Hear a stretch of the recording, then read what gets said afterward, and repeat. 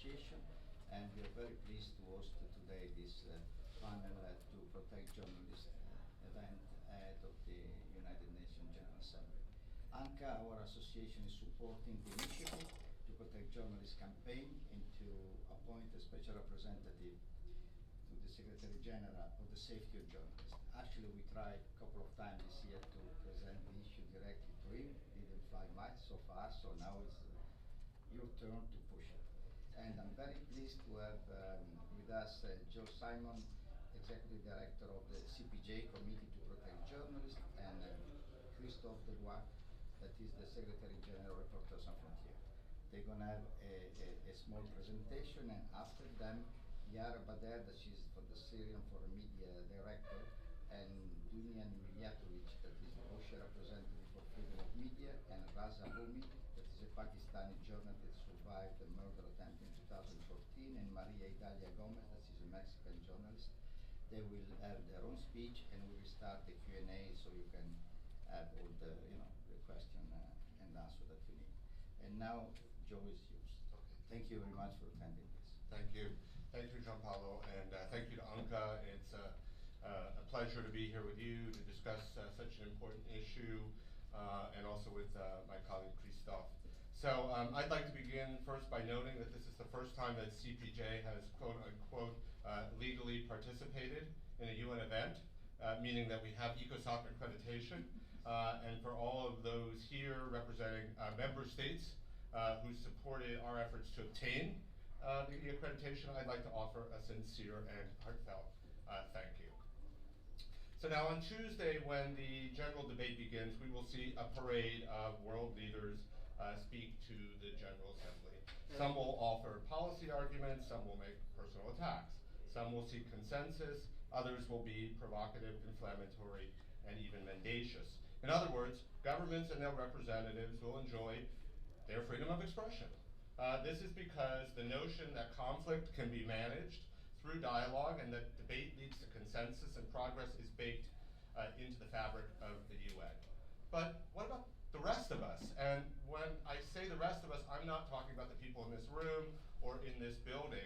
I'm talking about the people all over the world who want to participate in this process, who want to share information and ideas, who want to debate, who want to inform themselves and solve problems, who want to create a better life for themselves, for their families, for their communities, based on the knowledge that they gain. Despite the fact that freedom of expression is guaranteed to all under the founding documents of the UN, only a small percentage of the world's population enjoys this right in practice. In fact, freedom of expression is under siege around the world, with record numbers of journalists being killed and imprisoned over the last 5 years. Now, the UN can be commended for recognizing that there is a crisis. There have been meetings of the Security Council, there have been resolutions and action plans and statements from the Secretary General. And all of it is welcome, but none of it is sufficient to change the reality on the ground for journalists who continue to be killed, attacked, censored, and jailed around the world. So the time has come for the UN to take bold action to address the problem, and that is why CPJ, along with press freedom groups and media organizations from around the world, that is why we are standing with Reporters Without Borders and calling for the appointment of a special representative on journalist safety. I will let Christophe tell you more about how this position will work and why it will make a real difference in the lives of journalists. But let me conclude by making just one final point about the UN and the need for political will on this issue. As journalist organizations, we have a particular interest in the welfare of our media colleagues. But what is at stake here is much larger. It is about a vision of a world transformed by technology. Do we truly want to build a global information society where people are informed, engaged, and connected? Or will we allow the world to fragment and cleave, divided between those who have access to knowledge and information and those who don't? I would suggest that we cannot make real progress on any of the problems that the UN was created to address, peace, development, security, unless information flows freely. Freedom of expression is not something that should be limited to government representatives participating in the general debate. It is something that is intrinsic to all of us and central to our humanity. The UN has an obligation to do all within its power to ensure that freedom of expression is extended to all so that journalists around the world can do their job without fear. Thank you. Christophe. Thank you so much, Joel. Thank you to all of our colleagues and to the ambassadors who are there with us today. And thank you, Gianpaolo, for your hospitality and for the support of the UNCA. It's obviously very important for this campaign. Every week, there are new names on new graves in journalist cemeteries.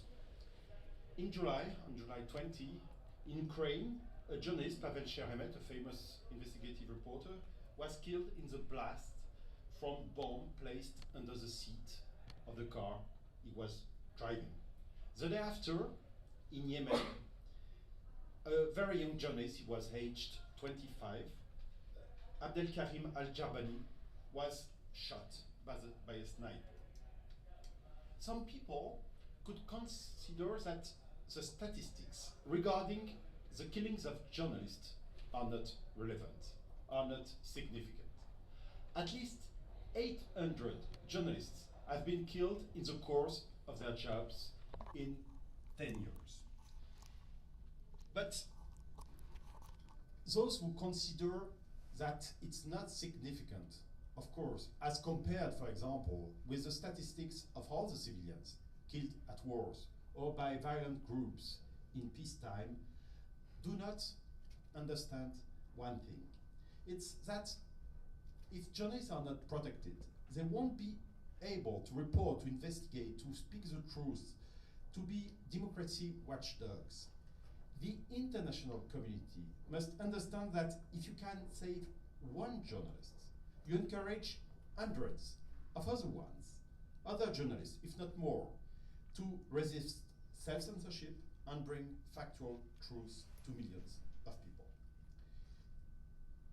It seems that we are entering a new era of propaganda. Violent extremism is spreading everywhere and is one of the most important challenges that humanity is facing. Thanks to new technologies, radical groups and governments can spread their so-called information.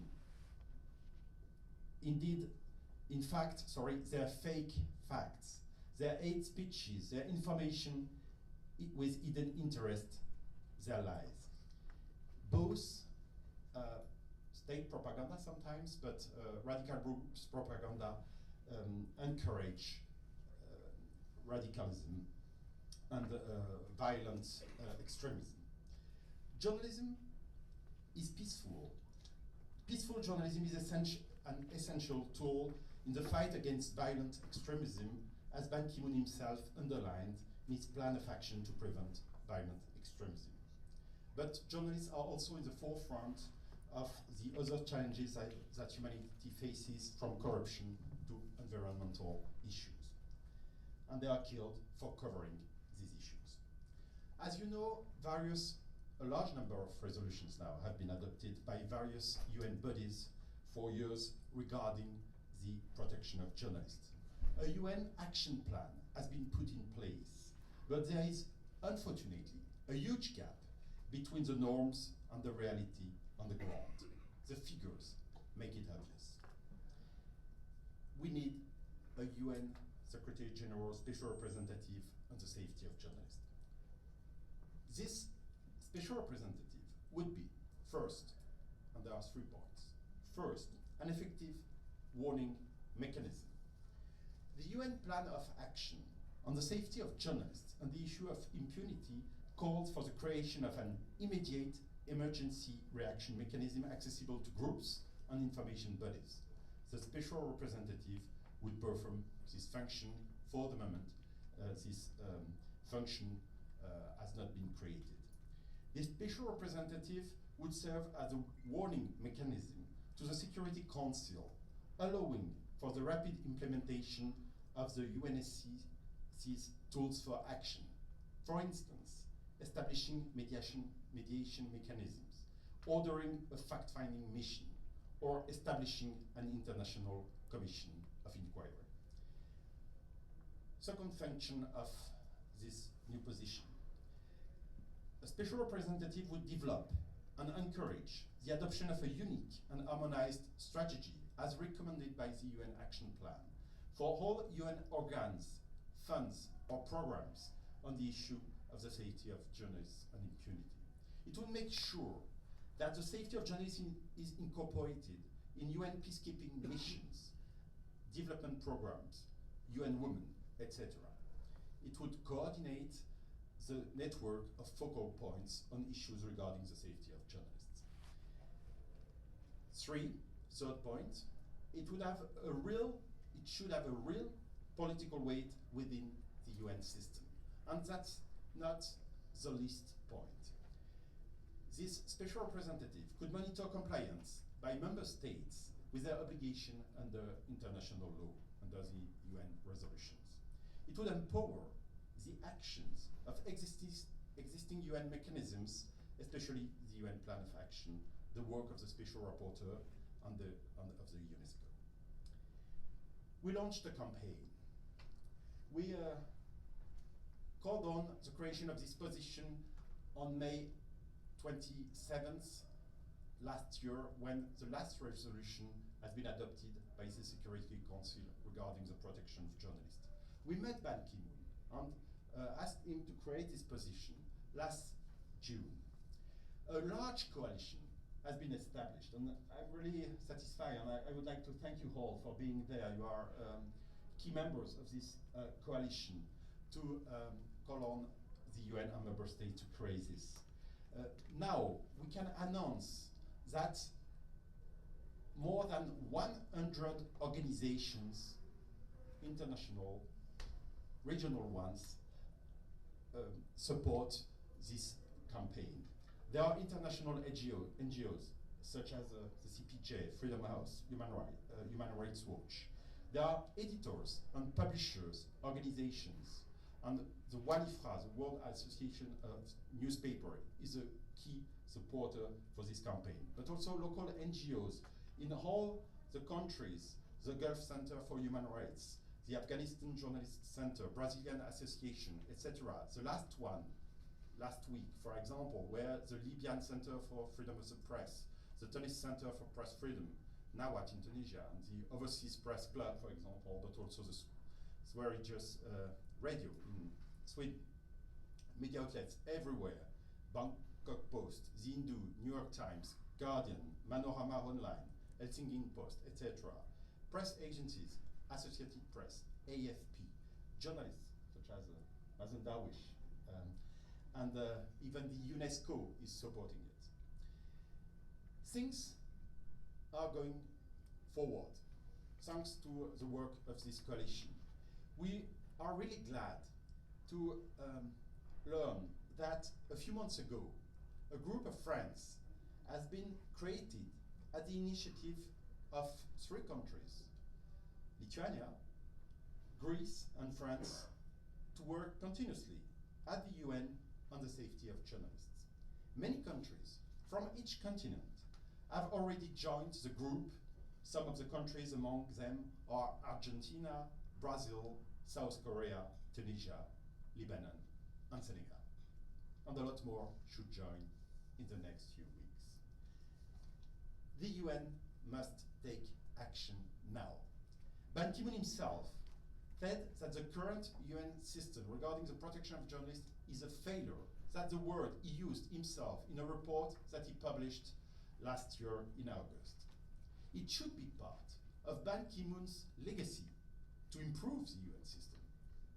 The coalition of more than 100 media and human rights organizations today calls on Ban Ki-moon and all UN member states to use the current momentum to create, as soon as possible, this position of a protector of journalists. We cannot let any more journalists be killed because of this lack of political will. Thank you. So we will now have a short video from our Sudanese panelist who was not able to join.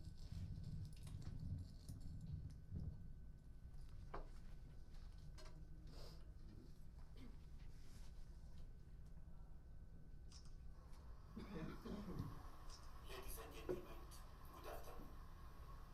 It's my pleasure to be addressing this important event. I was supposed to be part of it. Unfortunately, due to a delay in the visa process, I couldn't make it. But wherever I am, I will be still committed to the campaign for the protection of journalists. I belong to a continent that was regarded as the most dangerous place in the world for journalists. I'm from Africa, where every year a number of journalists is killed. The situation hasn't improved in recent years. What happened is that situation is worsening in other regions, especially in Syria, Iraq, and other MENA region countries, and the focus went there. As you will see from the statistics that will be given to you in this forum, there is a rising number of journalists killed every year. In recent years, the statistics in Africa show that 12 journalists killed in 2014, 15 journalists from Africa killed in 2015, and 3 journalists killed in 2016, which still has a few months to last. African countries like Libya, and unfortunately the newborn state of South Sudan, has become among the most dangerous countries for journalists. 7 journalists were killed in South Sudan in 1 year, that's 2015. And Somalia is still one of the most dangerous places in the world for journalists. Journalists around the world are paying heavy price for doing their sacred job. They are sacrificing their lives. This is a tragedy. We must act all to put an end to and make the criminals accountable. Different parties, states, armed movements, gangs, individuals are using killing as a weapon to stop journalists to spread the truth. But we are not going to resign from this profession. We will continue to do our job and duty to serve the right of the people of the world to know. We need the support of member states of the UN, international human rights bodies, organizations, journalist organizations, media outlets around the world. We need to work together to end this crime against humanity, innocent civilians, and against media freedom. Thank you. Faisal Muhammad Saleh, journalist from Sudan.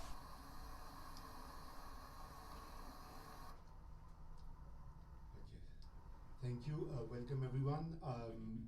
We shall have a very brief panel discussion and then we'll open up the floor for question and answers. So my name is Faisal Rumi, and as was mentioned earlier in the introductory remarks, I am in exile for the last 2 years because there was a murder attempt on me in which I survived, but my colleague died in that attack. And it is not just my story, because there are dozens and hundreds of other journalists, not only in my country but across the globe, who are endangered and face hazards due to their professional tasks. And as the Sudanese journalist Faisal Saleh, whose video you saw, said that they will continue to carry on with their mission and their work because a lot of journalists work in public interest as a mission. So I will not take very long, but I just want to make 2 points. I come from Pakistan, which is part of South Asia, and sadly, South Asia is also turning into a very dangerous place for journalists. In Pakistan, nearly 80 media workers have been killed in the last decade or so, and increasingly, even in India, which is world's largest democracy, you have a rising number of journalists being killed for uncovering corruption and malpractices. The new report by RSF shows that. In Bangladesh, we see that every week or every month there's a blogger who's hacked to death, and there are online journalists who are now facing imprisonment for posting on Facebook against the Prime Minister. And throughout the region, which is more than 1/5 of the world's population, journalism has turned into a very risky business. The second point which I would like to reiterate from the earlier remarks you heard is that one is this issue of impunity, which the CPJ and RSF have been highlighting. But unfortunately, it is made worse by the very slow international response to an act of killing or intimidation of a journalist. And by the time something moves, it's months or weeks, and a lot of statements are made, a lot of resolutions are passed, but no action takes place due to a lack of a concerted mechanism whereby you can pressurize the states for taking swift action and ending this culture of impunity that pervades the world. So without further ado, I would like to start with the panel discussion, and as you know, we have a very eminent panel with us. We have Yara from Syria, Dunia Mijatovic from OSCE, who is the representative for media freedoms at the organization, and we have Maria Idalia Gomez from Mexico, who is also a very brave journalist and has been involved in uncovering many stories which often in Mexico cost people their lives or their security. So my first question would be from Yara, because we keep on hearing about Syria, not just the foreign journalists who have been killed by ISIS in the recent past, but also scores of local journalists who are missing or have been killed or are intimidated by both the regime, which is a very brutally oppressive regime, as we all know, but also groups like ISIS. So Yara, would you explain a bit about the situation in Syria and how can that be addressed by the international community? Okay, thank you everyone. And thank you for the journalists for being here. I'm Yara Badr from the Syrian Center for Media and the Freedom of Expression. And actually we met last year in this main room. I was asking your help and attention for a journalist who is in detention. He's the head of the center, Mazen Darwish. And I would say, like, even so, situation for journalists, it's, I think, never has been even worse than today. But sometimes we are having a good stories. Mazen Darwish has been released with other colleagues from the Syrian Center, and you were a part of this successful story. And I want to thank each one of you for being here last time and for being here now. I would say a few comments about the situation in Syria, which probably most of you know everything about. I'm not sure how much we still can say something it's not known by United Nations. But I think ignoring or not supporting journalists is another way for politicians to say, well, we don't know and we didn't know and we couldn't do anything. I would say that suppose not to give us pessimistics, because that's what we do. We always did. We are just doing the best thing we can do to say, this is the information and you are not doing your duty as you should. I would say in Syria, when no one did anything, as an organization we try to do our best, but we have a limited access, limited ability as an international organization or local organization. I would always go back to what happened in Syria in 2012 when Baba Amr Media Center has been attacked. No one did anything from international community for the death of Mary Colvin and Remy Oshlik. And unfortunately we had to wait until we lost James Foley after 2 years in 2014. And the worst came that the reaction from international community took a shape of a military political reaction. Unfortunately, we didn't have a legal humanitarian reaction support the journalists. It was completely in a different area. And I think that what happened in Baba Amr Media Center pushed media outlet to not send a professional journalist to Syria because they have insurance and they have a lot of complicity. They said they were depending on the brave women and men who would send their stories from Syria.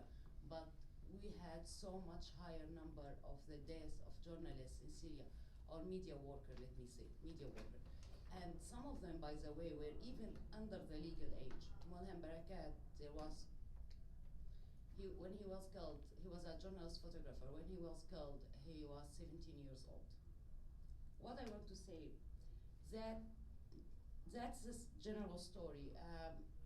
The good story that during in the Syrian Center for Media and the Freedom of Expression, for over 4 years, RSF, CPJ, or other international organization and local organization didn't stop putting all kind of efforts here, even United Nations, in Geneva and everywhere, and we can see these efforts in the resolution came from United Nations, from General Assembly, from AU Parliament, and personally we are very grateful. What I want to say, we can always do something. What we missed during that time is that we didn't have a statement from the statements we had generally, it came from a human rights special report. It was good, but we would hope to have a special statement, a very quick statement from a special report for freedom of expression for the journalists. We were journalists, human rights defenders in the situation we found ourselves in it in Syria, but we need one. We need one also to help us keeping the media eye on the stories. We are not a dead story. We are a journalist. You are defining for us. We are putting lights on our story today, and we hope to do the best we can if you need it one day, and we hope no one will need it. Also, last thing I want to say, it would also, what we are here today to ask for would, I think, be very helpful for the local organization to find a space, to find an ability to reach its own voices and the story. And thank you so much. Thank you, Yara. And turning to Dunya Mijatovic, who is the media freedom rep for the OSCE. We would like to, I think the audience would also like to hear how can OSCE play this important role in setting up this international mechanism which has a bit of a rapid response and improves the reaction to cases of killing and intimidation of journalists. Thank you very much. It's a great honor to be here, not to mention a great honor to be among such a wonderful colleagues, courageous journalists. I will try to be very brief. I know that my time is quite limited. We want to hear also from the people like Yara who are actually experiencing all these problems that journalists are facing nowadays. As you said, I'm the OSCE representative on freedom of the media. This is the only mechanism, the only organization, intergovernmental institution that is in charge of media freedom. And in this mandate, a big and important role is safety of journalists. So calling the states and asking them not to prosecute journalists, not to allow impunity, condemning these terrifying events that are unfortunately, as we already heard, happening on a daily basis around the world. Why would this mechanism be different than everything that we have at our disposal internationally? I have few thoughts on it. There are numerous things, great things that United Nations did in relation to safety of journalists. Some were already mentioned: resolutions, action plan, many calls for release, and many other mechanisms that are existing. For example, Rapporteur on freedom of expression, David Kay, who is doing a marvelous job. This is something we should not forget about. But what is missing is a rapid response. Somebody who has possibility to immediately, urgently address each and every case of killing, intimidation, or harassment of journalists globally. What I do, I cover 57 states. This is sorry. I thought it's something. They're already supporting this initiative. This is a good sign. Yeah. So the important thing here is just to say that much has been done, and this has to be recognized. But what is happening at the moment is that major global NGOs, RSF, CPJ, not to mention journalist associations that you see on this board and around the world, are telling the United Nations member states it is the time to move on. It is the time to do something that would show what Joel was saying, a genuine political will that they do care, and this intimidation will not continue. Currently, we can say that in 21st century, there is a witch hunt, offline and online, when it comes to journalists, bloggers, social media activists, and journalists exposing the truth, journalists exposing criminal and wrongdoings of the governments are the ones paying the price. And this cannot continue in democracies. This is something that UN needs to recognize and to see very clearly when it comes to the appointment of such an important position. Pavel Sheremet was mentioned by Christoph. He was killed brutally in Kiev. But today only there are 16 years of the murder of Gorky Gongadze that is still not investigated in Ukraine. This is still something that creates this, what we call the chilling effect when it comes to journalism and journalists around the world. And this is also a possibility to mention that, again, there are perpetrators who are sitting in prison when it comes to Gongadze murder. But masterminds are also something that we should not forget about. And this is happening in too many states. So this is something that I think deserves global attention.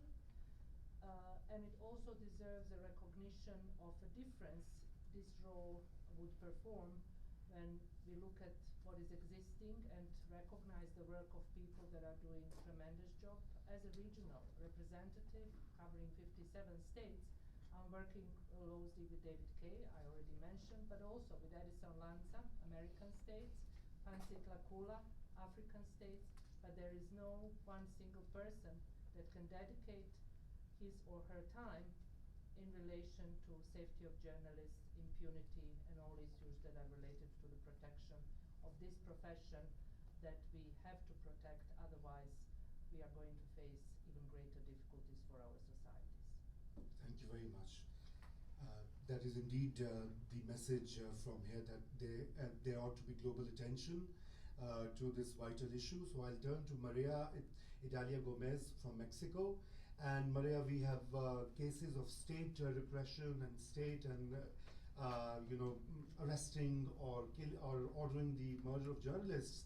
But in countries like Mexico, the cartels and the mafia like that are also at the forefront of intimidating journalists and silencing them, killing them often.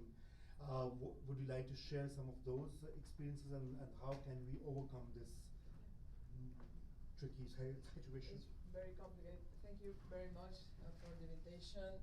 My English is not good, and please help me. If I jump in, it's just to help translate. So yeah. I'm here. Thank you. Here to help you.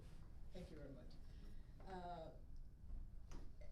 Because in Mexico it's very complicated to explain the country democracy and its power of the cartels. And okay, en México existe en varias regiones de México el control político lo han tomado los cárteles. In various parts of Mexico, the cartels have assumed political control. Y ahí no se informa lo que ocurre. And there's no information about what's happening. Y en otros lugares es todavía peor lo que ocurre porque el control político y el control mafioso es el mismo. In other parts of the country, it's even worse because the political control and the criminal control is the same. Tenemos un Estado débil que no puede, que es débil porque ha permitido la impunidad y porque las instituciones no son sólidas. We have a weak state, and it's weak because it's permitted impunity and because the institutions are not solid. En ese contexto de problemas sociales y económicos, muchos reporteros han decidido no informar. In this context, many journalists have decided they're not going to report, they're not going to inform. En otras condiciones, la corrupción de reporteros también es un problema. In other circumstances, the corruption of journalists themselves is a major problem. Las razones por qué son asesinados, secuestrados o amenazados reporteros en México son tres: la corrupción de las instituciones y la mafia, la corrupción de los reporteros y la falta de conciencia de los reporteros. The reasons that journalists are killed and threatened and attacked in Mexico, there are three reasons. One is the corruption of the institutions, the other is the corruption of the journalists themselves, and the third De conciencia. the lack of solidarity among journalists. Uno de los problemas mayores es que el gobierno, el Estado, cree que no es su responsabilidad, porque la mafia es quien mata reporteros o periodistas. One of the big problems is the government thinks that this is not its responsibility because it's the criminal organizations, the organized crime that are killing the journalists. Y entonces no es prioridad investigar o atender la protección a periodistas. So it's not a priority for them to investigate or respond to the needs of journalists for protection.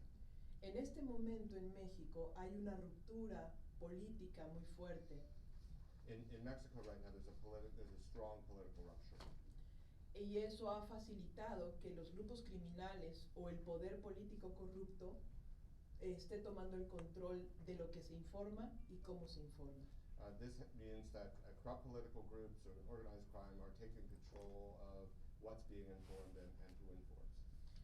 Entonces, lo que uno puede leer o escuchar o ver en los medios de comunicación no es exactamente lo que ocurre en México. So what you can see and read in the media, that's not exactly what's happening in Mexico. Por los intereses o por el miedo que existe en los periodistas. That's because of the compromises or the fear that exists among journalists. Al autocensurarse los periodistas, lo que ha ocurrido es que se ha reducido la libertad de informar. By self-censoring themselves, what's happened is the space for informing has shrunk. Y lo que empezó como una forma de protección para no ser asesinado o secuestrado, ahora es común y es normal no informar. So what began as a self-protection strategy against kidnapping and killing has been normalized and it's become normal not to report. Pero eso ha permitido que los grupos criminales o del poder corrupto tengan más intereses y sea más complicado informar porque crecieron sus intereses y su nivel de corrupción. So what's happening as a result is these entrenched and corrupt powers, their power and control has increased because there's no scrutiny, there's no reporting on their activities. Nos hemos acostumbrado a esta situación, pero los últimos asesinatos de periodistas suceden porque se están arriesgando a informar. We've become accustomed to this kind of circumstance, but what's happening is that there have been a number of incidents because journalists are taking chances and informing.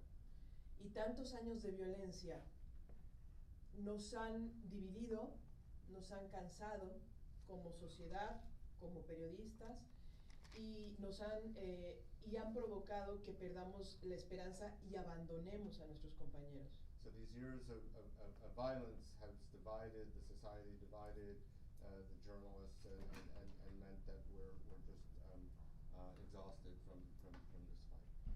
Y se ha perdido la confianza, la unión, y también se han politizado todos los temas. So we've lost confidence, we've lost unity, and all of these issues have been politicized. Y hay un elemento muy importante en México, bueno, dos elementos. Uno, que México, el gobierno de México se ha acostumbrado a simular las cosas. Por eso construye instituciones que parece que funcionan, pero en realidad no funcionan.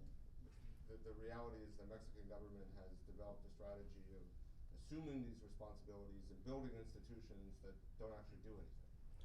Y la otra es que las organizaciones criminales han gozado de tal impunidad que es muy fácil atacar a periodistas, intimidarlos o asesinarlos o desaparecerlos sin que tenga un costo. So these criminal groups have become so powerful that it's just very easy for them to attack or kill journalists, and there's simply no cost.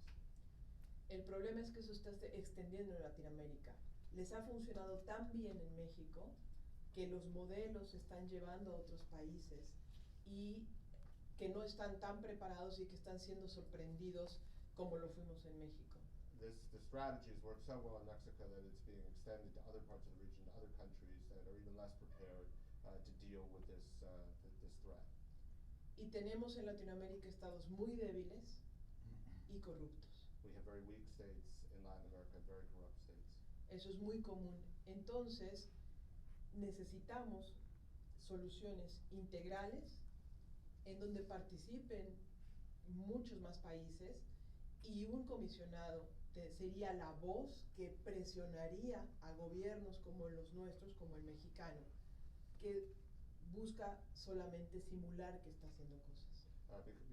Because of these weak states, we need institutions like the special representative that have the ability to pressure states directly in Latin America and address this issue.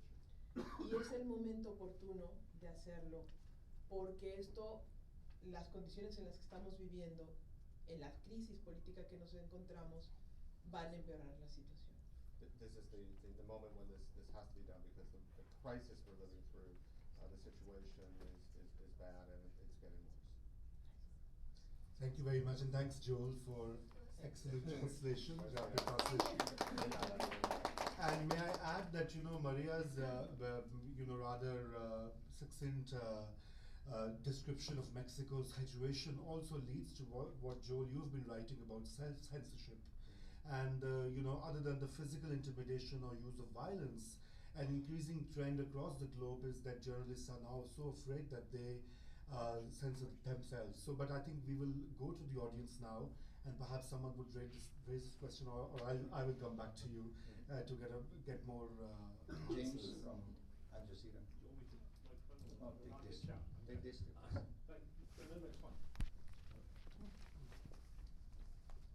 Very lucky I got the first question, but I have to leave to do an interview. I wanted just a couple of points of clarification. It's a special representative for safety of journalists. That's very important, I agree, but quite narrow. It could have been a special representative for media freedom and media safety, or something slightly broader. Is there a reason why you went for that specific designation? And just if you could explain to us the next steps. There seems to be a lot of support for this. What is now needed to make this happen? Is it just the word of the SG, or does there need to be council buy-in as well? On the first question, of course there are many fields in the field of the journalistic freedom, but journalist safety is only a part of it. But it's a part about which there's international law. A few resolutions have been adopted. That's why we consider we have to focus on journalist safety, because it's a key topic, and it's a topic where there is a clear gap between the norms and the reality. And we do consider that it's very logic to have a concrete mechanism to get the compliance by member states with the international law. That's the reason why we consider it should be focused on it. It doesn't mean that there are no other topics, of course, but there are resolutions. Regarding the next steps, a special representative should be appointed by a resolution by the General Assembly. We consider it should be made as soon as possible. Of course, we know that a lot of countries have to be convinced, but the resolutions are adopted on November 2nd, for example, or there are occasions to do that. And of course, we would also welcome the creation of positions like if Ban Ki-moon himself, before he leaves, should put into his legacy the creation of a position with a more simple procedure. Okay, you have raised your hand. Here, the Oh, mic. okay, sorry. Okay, all right, thank you very much. I'm sorry that I didn't hear the question of my friend, Mr. Bass, actually, and I suppose it's regarding the appointment of the Secretary General Special Envoy for the freedom of journalism, whatever we call it, how we call it, special representative of the Secretary General for the freedom of press. No, For safety of safety of journalists. For the safety of journalists, all right. So my question, I guess, would be, what kind of personality you are really looking for, we are looking for, whether this is a kind of a bureaucrat of the woman or man from the field, and I'm not arguing for myself here, but I know that my colleague will make a joke of that, but anyhow, what kind of personality we are looking for? And number two, is it realistic to expect something from the Secretary General, who is already sort of lame duck, as they call it in the United States, although they don't use it here. But anyhow, the Secretary General, which legacy will be, it is up to member states. Whenever you ask him about something which is very important, so what is the reality there to expect this from Ban Ki-moon, or rather from his successor? The question is not who will appoint, whoever the Secretary General is, the recommendation, the creation will be useful. So the question is not who. Regarding the profile, the person should have, of course, legitimacy in that field, political weight. That's really a very strong criteria, because one of the key reasons why we consider that this position has to be created is that there's work inside various UN bodies, but it's not coordinated, and there's no political weight. Give me some examples, some names. No, I won't give names Why? here. I'm not. Why? I don't have a person to put. Anybody have any names No, there? but the question of the profile, your question is really interesting and important. So it's somebody who could exercise really influence inside the UN and toward the member states. But I'm sure you have some names in mind. I can't give you the name. Okay, so let's. So why you cannot? Can we take one more and come back to you, maybe? Yeah, because it's I will getting. give you a name. Yeah, I and will this is, suggest- I'm sorry, sir, colleague or sir, Sir, or whatever. sir. If we finish questions unanswered, there is not only art of this meeting only to meet and talk about this. This is very important. This is the most important, I think. So I think we should address from some other panelists. Probably Dunja has names or. I have a name. Okay, yeah. very good. I would suggest personally Mr. Revere Moreno Ocampo.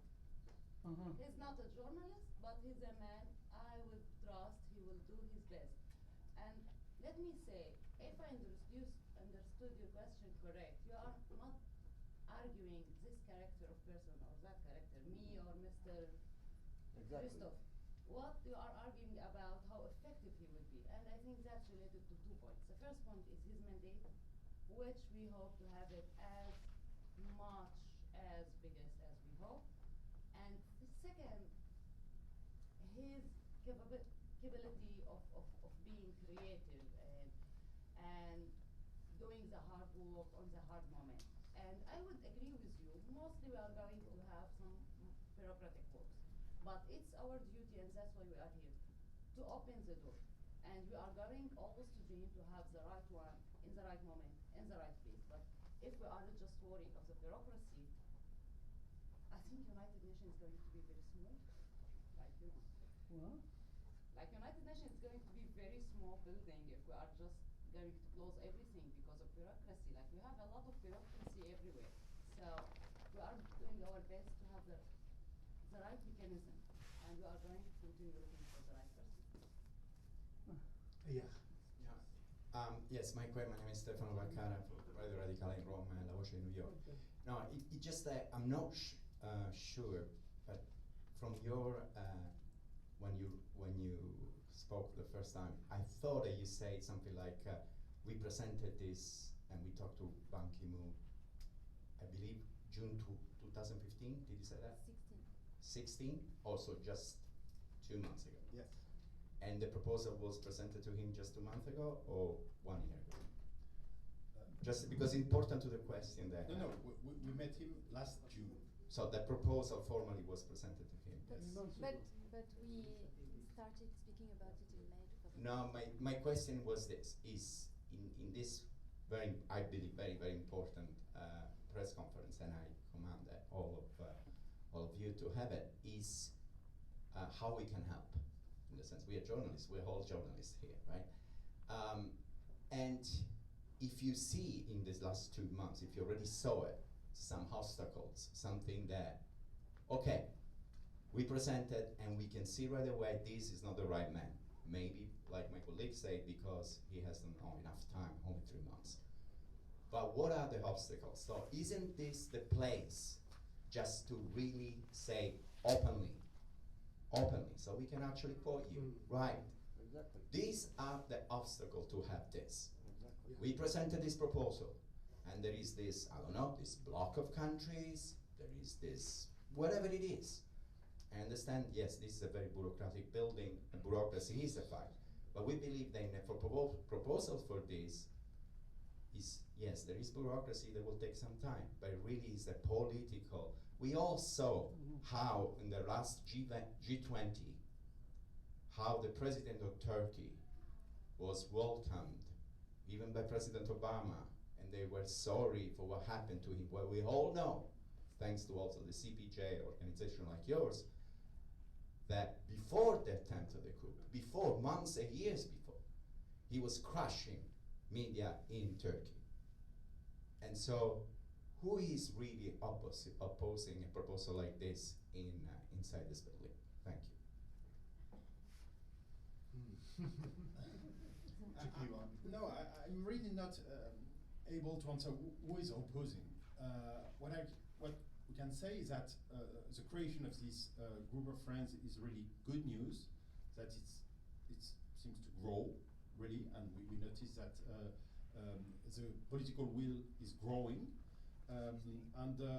But to have really a large number of countries that would support this recommendation, we need you, for example. You asked what can we do to exercise pressure on states so that they join the group, they support this recommendation, they exercise pressure, because of course there will be states that will want to resist to such a position, the creation of such a position. So our work now on Delphine Algan, who manages our office in Washington DC, and she met dozens of ambassadors, and there are a lot of ambassadors that really say we appreciate this. Now the next step is to have them really on board and to have them really willing something concrete, going from words to actions.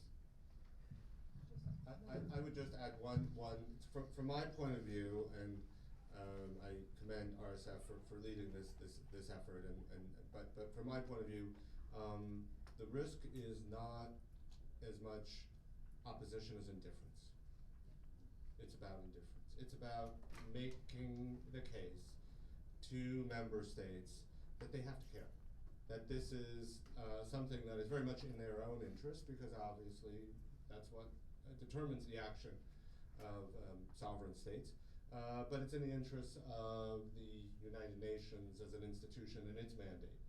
So that's a process. I would say that if you're a journalist, you understand this, you know this, that's why you became a journalist, and because you believe in the value of journalism and the role that it plays in a healthy society. And that's an argument you can make to the public and to your government and encourage them to get involved in this effort and not be indifferent, not stand on the sidelines. That's what I would say. Just a small remark. Last year, we were here during the time where one of the landmark resolutions was adopted. It was famous 2222, where Christoph had an opportunity to address Security Council at that time.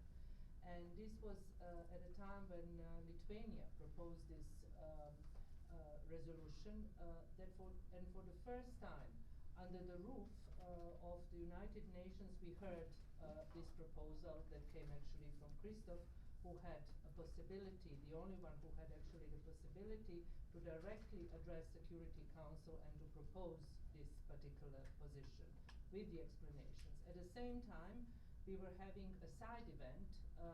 There were major NGOs and several important, courageous journalists also taking part in a discussion about the importance of this resolution. So this is not a new thing. It is actually now moving in a direction of asking the states to take action and in a way to do what they promised to look at. And if we look at the text of the resolution, we can see that it's also talking about the time of conflict and crisis, which is happening around the world. We cannot avoid talking about this. And this is another issue that needs to be taken into account. So this is not just from today. It has a history. Can we take a question from here? Yes.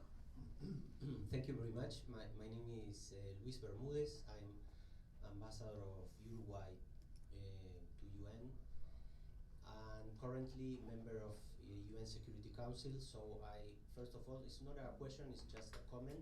Congratulations for the co-hosting the event and the briefers as well. We were approached recently by Delfina and Margot. Thank you to them as well. And from the member states perspective, if I may, I would like to congratulate you on the initiative. Maybe 1 year ago it was just like something new that has to be explored, but after 1 year, almost 1 year and a half, we have critical mass on the fairness and timely of the initiative. So I think the UN system should be ready to appoint a special representative on the safety of journalists. This will be a two-direction benefit in order that the journalists all over the world will have or will be represented within the UN system and will improve or increase the amount of information and improve the quality of their information, because their safety conditions will be much better, they will improve. Somebody will be in a certain way safeguarding their daily activity. And at the same time, the system will benefit from the, we can say, true and transparent information and more quality within the system. For us, for instance, as I mentioned, members of the Security Council, we take a lot of, or give great of importance to the information we get from mass media, and especially in events that are involved in peace and security. There are we take it into the early warning or early awareness in especially very sensitive events that deal with peace, security, and human rights. So congratulations, thumbs up to the initiative, and we will try to support from the member states your initiative. Thank you very much for hosting us.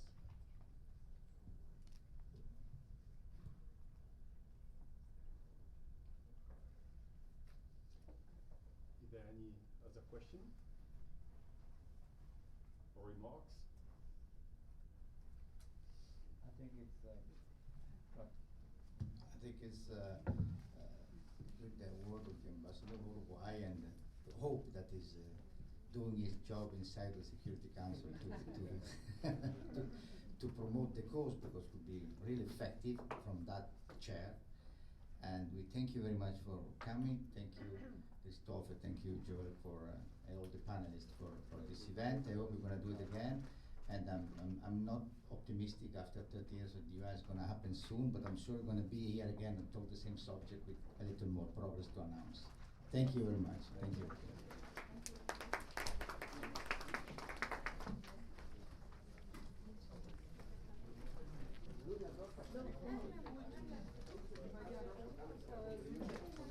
Thank you so much. How are you?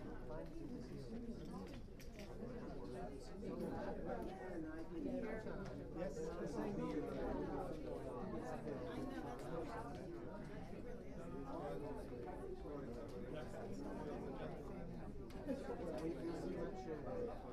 Wow. Thank you.